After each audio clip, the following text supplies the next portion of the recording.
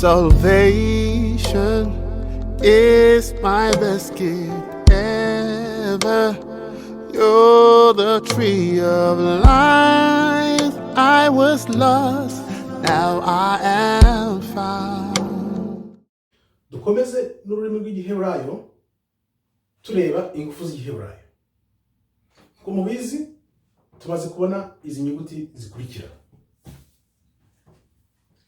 Aleph, Bet, Gimel, Dalet, He, Vav, Zayin, Het, Tet, Yod, Haf, Lamed, Mem, Nun, Samer na Ayin.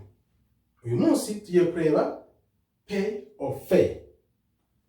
Pay or Fay ni inyuguti ya 17 y'igiheburayo. Muraho neza, manje kubasuhuza mbifuriza amahoro y'Imana, imigisha ituruka ku Mana ibagereho. Ijambo muhirwa, uyu munsi tugiye komeza tureba ingufu z'igiheburayo, mbese inyuguti z'igiheburayo zisobanuye iki. Uyu munsi rero tugiye komeza n'inyuguti yitwa Fay or Pay. Ko abantu bayita bitandukanye, reka tubirebe. Fay or Pay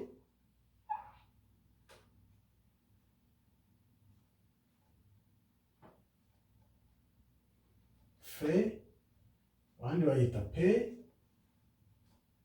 or Pay. Ikaba yandikwa gutya mu giheburayo.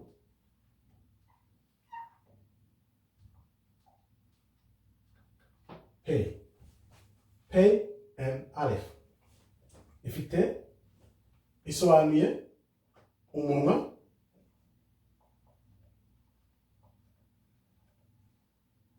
ikaba ifite umubare 80. Iyi mibare tuzagenda tuyigarukaho neza nitumara kurangiza inyuguti zose, turebe icyo isobanuye byerekeye mu gusesengura amagambo y'igiheburayo, mbese kugira ngo tugire imyumvire y'uko Imana yashaka kutwumva ibintu. Pay rero isobanura umunwa, akanwa, ibyo tuvuga, uburyo tuvugana n'abandi, ubutumwa dutanga dukoresha akanwa, ibyo tuvuga. Tuzi ko Imana yaremye isi yakoresheje iJambo.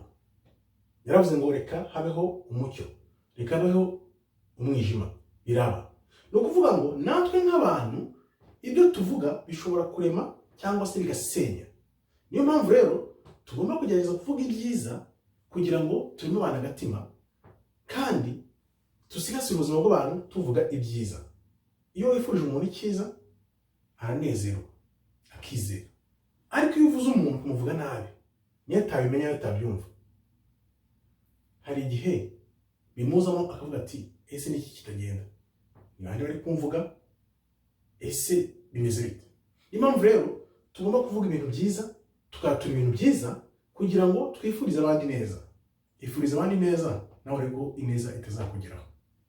Niko bimeze, ibyo wifurije biri mugenzi wawe, niyo byatinda gute bizazenguruka, ariko bizakugeraho nawe.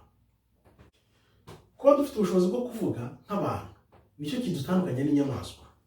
Dufite ubushobozi bwo kuvuga, tuvuga ibyiza rero, kandi twige kumenya ko ingufu z'ijambo ryacu zishobora kuzana ihumure mu bantu n'urukundo. Abantu bakaba mu mahoro, bifuzanya ibyiza, bavuga ibyiza ku bandi, nta mwiryane, nta magambo, bityo abantu bose bakabaho mu mudendezo kubera ko bavuze ibyiza, bakuvugira ibyiza, nawe ukamvugira ibyiza, tukavugira n'ibyiza byose. Ariyo mpamvu Imana ivuga ngo twongere duhure dusabane.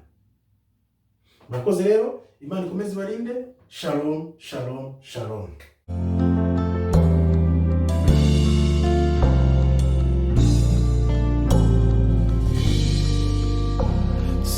Salvation is my best gift ever.